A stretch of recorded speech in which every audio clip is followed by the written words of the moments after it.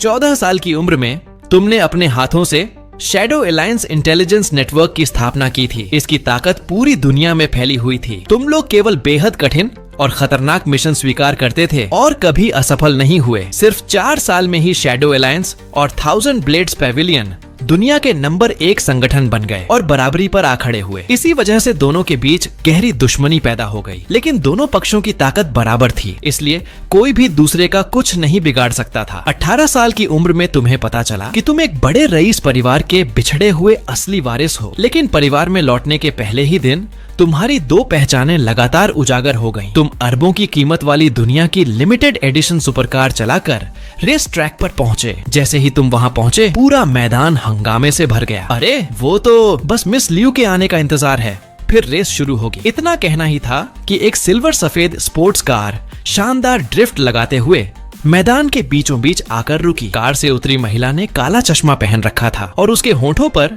बेफिक्र मुस्कान थी। तुम हंसी रोक नहीं पाए। ये लड़की सच में ध्यान खींचने में माहिर है, लेकिन किसे पता था कि वह सीधे तुम्हारी ओर चली आएगी। उसने चश्मा नीचे खिसकाया और अपनी चमकदार आंखों से तुम्हारी कार को देखते हुए पूछा, ये कार तुम्हारी है? तुमने हल्के से सिर हिलाया। हाँ। लियू रुयान ने तुरंत मजाक उड़ाया, छोटे भाई तुम भी रेस में हिस्सा लेने आए हो? बालिग तो हो ना, बाद में हार गए तो रोना मत। तुम्हारी आवाज तुरंत ठंडी हो गई। छोटे भाई भी रेस में हिस्सा लेने आया है, लेकिन यह बात उस पर असर नहीं कर पाई। लियू रुयान तुरंत भड़क गई और गुस्से से बोली, अरे मैं अभी सिर्फ 18 साल की हूँ, कहाँ से बूढ़ी लगती हूँ? तुम्हारे होठों पर हल्की मुस्कान उभरी। तो फिर तुम मुझे छोटा क्यों कह रही हो? वह तुरंत निरुत्तर हो गई। हारती बाजी पलटने के लिए उसने खुद ही प्रस्ताव रखा, चलो एक शर्त लगाते हैं, कैसा रहेगा? तुम्हारी दिलचस्पी बढ़ गई। किस बात की शर्त? जो चैंपियन बनेगा वही जीतेगा। अगर तुम हार गए तो मुझे बड़ी बहन मानना होगा। तुमने भौं उठाई। और अगर तुम हार गई तो? उसने घमंड से कहा, मानो जीत पहले से तय हो, तो मैं तुम्हारी छोटी बहन बन जाऊंगी। जो कहोगे वही करूंगी। तुम कार में बैठते हुए सिर्फ इतना बोले, तैयार रहना मुझे भैया कहने के लिए बहन। आसपास की भीड़ में तुरंत चर्चा शुरू हो गई। उसी बीच रेफरी ने रेस शुरू करने का संकेत दिया। दर्जनों स्पोर्ट्स कारें गर्जना करती हुई आगे निकल पड़ी। लियू रुयान की सिल्वर सफेद कार सबसे आगे थी और दर्शक दीर्घा उसके समर्थन में चीख रही थी, लेकिन तुम बिल्कुल शांत थे। तुमने सामने आने वाले मोड़ को ध्यान से देखा। सहचालक सीट पर बैठा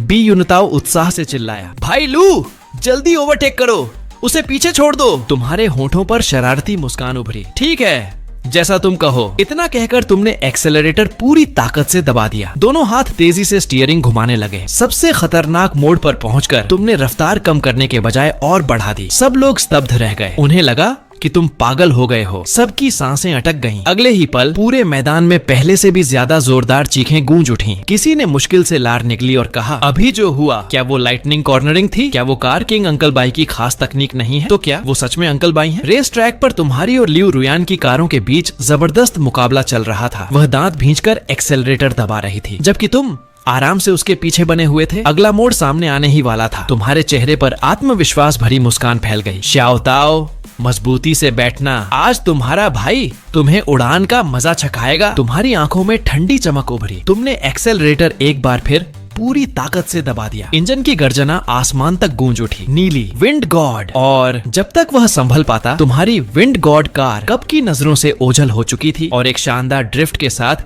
तुम फिनिश लाइन के सामने आकर स्थिरता से रुक गए। दर्शक दीर्घा पूरी तरह फट पड़ी। हर कोई उत्साह में अपनी सीट से खड़ा हो गया। ये अंकल बाई हैं, पक्का अंकल बाई ही हैं। उनके अलावा ऐसी दिव्य ड्राइविंग स्किल किसके पास हो सकती है? हे भगवान, दिग्गज कार किंग अंकल बाई इतने जवान निकले। मिस लियू का उनसे हारना बिल्कुल भी शर्म की बात नहीं है। तुम अभी कार से उतरे ही थे कि लियू रुयान कुछ देर पहले के खौफनाक अनुभव को भूलकर पूरी श्रद्धा और उत्साह के साथ तुम्हारी ओर दौड़ पड़ी। महानुभाव, क्या आप सचमुच अंकल बाई हैं? तुमने शांत स्वर में जवाब दिया, हाँ बिल्कुल असली। वह वहीं स्तब्ध रह गई। उसे यकीन नहीं हो रहा था कि उसने अभी अभी अपने आदर्श को चुनौती दे दी थी। अगले ही पल उसने उत्साह से कहा, भैया नहीं, आपको तो मैं पूर्वज कहूँ तब भी कम है। महानुभाव, क्या आपका कांटेक्ट मिल सकता है? तुम्हारे पतले होंठ हिले और तुमने बेरुखी से सिर्फ 2 शब्द कहे, नहीं मिल सकता। उसी समय लियू ग्रुप के प्रेसिडेंट ऑफिस में एक सूट पहने महिला फाइलें देख रही थी। अचानक उसके फोन पर एक संदेश आया, madam Liu, car king uncle by दिखाई दिए हैं। आपने एक बेहद शानदार मुकाबला मिस कर दिया। लियू युनशी ने फोटो खोली। तुम्हारा चेहरा साफ तौर पर स्क्रीन पर दिखाई दे रहा था। उसकी आंखें तुरंत ठंडी हो गईं। वह धीरे से बुदबुदाई, तो ये वही है मंदिर में दिखा वह दिखावटी खूबसूरत लड़का। लेकिन तभी उसके फोन की स्क्रीन झपकी। जब उसने दोबारा चैट खोली, तो चौंक गई। सारी तस्वीरें गायब थीं, यहाँ तक कि ड्रोन से रिकॉर्ड किए गए वीडियो भी मिट चुके थे। लियू युनशी ने उंगलियों से मेज थपथपाई और धीरे से बोली, तो इसे हैकिंग भी आती है? उसने तुरंत अपने सहायक मू यूलू को आदेश दिया, आज की रेस के सारे वीडियो ढूंढो। जिसने वीडियो डिलीट किए हैं उसे मेरे सामने लाओ। यह मू यूलू वही था जो हैकर रैंकिंग में 5वें स्थान पर था। उधर तुम आराम से सहचालक सीट पर बैठे थे। तुम्हारी गोद में रखा लैपटॉप हल्की रोशनी बिखेर रहा था। तुम्हारी पतली उंगलियां कीबोर्ड पर तेजी से नाच रही थीं। तुमने अपने बारे में मौजूद सारे फोटो और वीडियो इंटरनेट से पूरी तरह साफ कर दिए। लैपटॉप बंद करते हुए तुमने आलस से जम्हाई ली। तभी अचानक स्क्रीन पर लाल चेतावनी चिन्ह उभर आया। कोई तुम्हारे फायरवॉल पर हमला कर रहा था। तुम ठंडे स्वर में हंसे। इतनी हिम्मत किसकी है? मुझे चुनौती देने चला आया? तुम तुरंत सीधे बैठ गए। लैपटॉप फिर से खोला। तुम्हारी आंखें पल भर में तलवार जैसी ठंडी हो गईं। चेहरे पर बर्फ जैसी सख्ती छा गई। बीयूनताओं एक हाथ से स्टीयरिंग पकड़े हंसते हुए बोला, भाई लू, आप हैकर रैंकिंग में नंबर 1 हैं। ये आदमी तो सीधे लोहे की दीवार से टकरा गया है। दूसरी ओर मू यूलू के माथे पर पसीने की बारीक बूंदें उभर आई थीं। उसकी सांसें तेज हो चुकी थीं। लियू युनशी ने उसकी हालत देखकर पूछा, क्या हुआ? मू यूलू तेजी से कीबोर्ड चलाते हुए हकलाकर बोला, मैडम, मैंने उसका लोकेशन ट्रेस कर लिया है। वह इंपीरियल कैपिटल में है। अब देखिए मैं उसे कैसे पकड़ता हूँ। कुछ ही सेकंड बाद उसने घबराकर पसीना पोंछा और बोला, नहीं, उसकी तकनीक मुझसे कहीं ज्यादा ताकतवर है, कम से कम हैकर रैंकिंग के टॉप 3 स्तर की। लियू युनशी गहरे विचार में पड़ गई। फिर उसने सीधे लैपटॉप अपने हाथ में ले लिया। मैं खुद इस विशेषज्ञ से मिलती हूँ। अगले ही पल स्क्रीन पर कोड्स पागलों की तरह दौड़ने लगे। एक खामोश युद्ध शुरू हो चुका था। तुम स्क्रीन पर नजर गड़ाए बुदबुदाए, ये तो पहले वाले से कहीं ज्यादा ताकतवर है। हैकर रैंकिंग में ऐसा व्यक्ति कब आ गया? उधर लियू युनशी की आंखों में दिलचस्पी बढ़ती जा रही थी। दिलचस्प? सामने वाला व्यक्ति शायद वही है जो रैंकिंग में पहले स्थान पर है। तुम दोनों पूरी एकाग्रता के साथ इस अदृश्य साइबर युद्ध में भिड़ चुके थे। दरवाजे पर आते ही उसने मेरे साथ इतनी चालें चली। अचानक तुमने ठप्प की आवाज के साथ लैपटॉप बंद कर दिया और दोनों हाथ उसके ढक्कन पर रख दिए। लगता है आज सच में किसी काबिल प्रतिद्वंद्वी से सामना हुआ है। बीयूनताओं इतना डर गया कि लगभग एक्सेलरेटर को ब्रेक समझ बैठा। भाई लू, कहीं आप हार तो नहीं गए? तुम्हारे होंठों पर रहस्यमयी मुस्कान उभरी। हार? कैसी बात कर रहे हो? हालांकि उसने मेरी लोकेशन ढूंढ ली, लेकिन उसका कंप्यूटर भी मैंने पूरी तरह हैक करके ठप कर दिया। उसी समय लियू युनशी भी काली पड़ चुकी स्क्रीन को घूर रही थी और लगभग वही बात कह रही थी। दिलचस्प, आखिरकार किसी काबिल प्रतिद्वंद्वी से सामना हुआ है। उसने तुरंत मू यूलू को आदेश दिया, यह आदमी भी इंपीरियल कैपिटल में है। तुरंत कांगहुआ एवेन्यू की निगरानी कैमरों की फुटेज निकालो। कुछ ही देर में निगरानी कैमरों की रिकॉर्डिंग सामने आ गई। स्क्रीन पर एक नीली विंड गॉड सुपरकार दिखाई दी। लियू युनशी ने तस्वीर को झूम किया। विंडशील्ड के पार 2 धुंधले साए दिखाई दे रहे थे। सहचालक सीट पर मानो एक लैपटॉप भी रखा था। उसके होंठों पर धीरे धीरे मुस्कान उभर आई। काफी दिलचस्प है। इस लड़के के आसपास एक हैकर मास्टर भी छिपा हुआ है। स्कूल खुलने के पहले दिन माँ और बड़ी बहन ने तुम्हारा स्कूल बैग किसी खजाने के बक्से की तरह भर दिया। कभी थर्मस,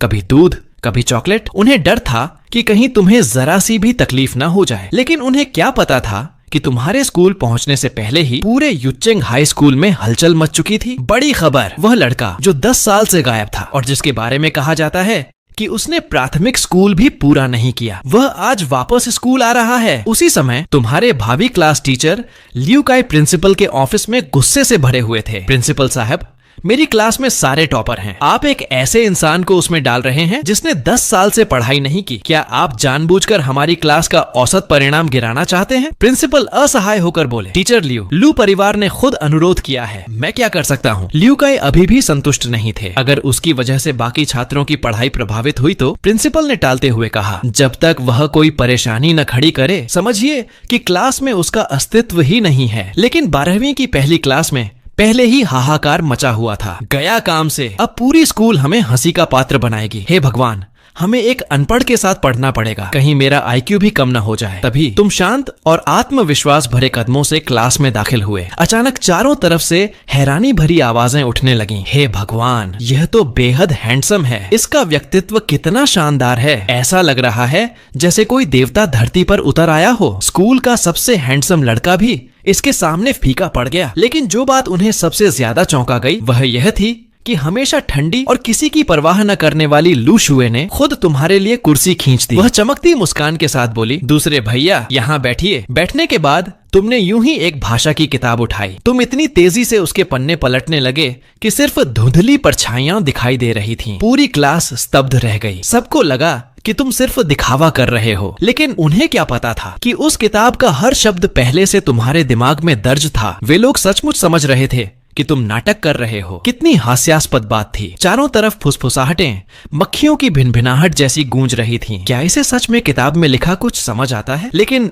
यह तो किसी अनपढ़ जैसा नहीं दिखता। तुम्हें इन बच्चों से बहस करने में कोई दिलचस्पी नहीं थी। तुमने सीधे ब्लूटूथ ईयरफोन पहन लिए। अगर शोर को बंद नहीं करते तो तुम्हें डर था कि कहीं खुद को रोक ना पाओ। उसी समय एक लड़की कंधे पर बैग टांगे क्लास में दाखिल हुई। उसके चेहरे की मुस्कान इतनी चमकदार थी कि पूरी क्लास के लड़के शर्मा गए। वह थी स्कूल की सबसे खूबसूरत लड़की लियू रुयान। उसकी नजर अचानक तुम पर पड़ी। पहले वह ठिठक गई, फिर गौर से तुम्हें देखने के लिए पास आ गई। तुमने ठंडी नजर से सिर उठाया। यह लड़की आखिर देख क्या रही है? लेकिन अगले ही पल लियू रुयान खुशी से लगभग उछल पड़ी। वह बिजली की तरह तुम्हारे सामने आकर खड़ी हो गई। महानुभाव, आप यहाँ कैसे? क्या आप भी? तुमने उसे नापसंदगी भरी नजर से देखा। जरा धीरे बोल सकती हो? वह शर्माते हुए सिर खुजलाने लगी। तुमने धीमी आवाज में कहा, मैं यहाँ बैठा हूँ। क्या यह काफी स्पष्ट नहीं है? और हाँ, उस दिन की बात किसी को मत बताना। लियू रुयान ने तुरंत सीना ठोककर कहा, चिंता मत कीजिए, मेरे मुंह से एक शब्द भी बाहर नहीं जाएगा। फिर उसने पैर से एक कुर्सी अपनी ओर खींची और तुम्हारे बगल में बैठ गई। चेहरे पर चापलूसी भरी मुस्कान लाते हुए वह बोली, महानुभाव, कम से कम अपना कांटेक्ट तो दे दीजिए। पूरी क्लास ने एक साथ ठंडी सांस ली। स्कूल की सबसे खूबसूरत लड़की लियू रुयान एक तथाकथित अनपढ़ लड़के से खुद संपर्क मांग रही थी। तुमने बिना किसी भाव के सिर्फ 2 शब्द कहे, नहीं। लियू रुयान तुरंत बेचारा सा चेहरा बनाकर